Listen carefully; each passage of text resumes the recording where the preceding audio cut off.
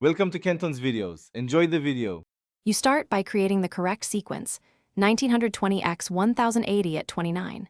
97, so timeline and exports match the venue screens.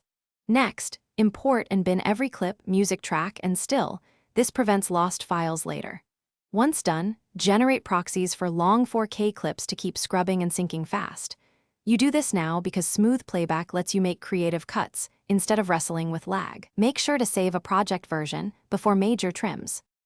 Now you assemble the wedding casting sequence. Place the ceremony and highlight moments in order so story beats are locked early.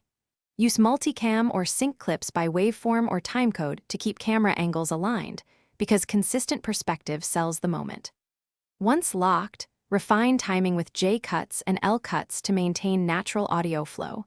Then balance levels, add gentle EQ and noise reduction to clean speech. Remember to monitor meters and make small adjustments rather than large jumps for a polished result. Finish by color grading and audio mixing so the casting reads beautifully on any screen. First, apply a neutral LUT and then use Lumetri scopes to fine-tune exposure and skin tones. This ensures consistent looks across shots. Next, mix the soundtrack, duck music to -10 to -18 dB under dialogue, and automate with keyframes for smooth transitions.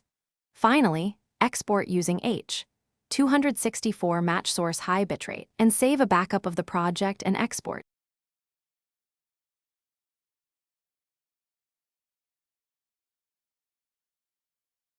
Thanks for watching. Consider subscribing if we helped you.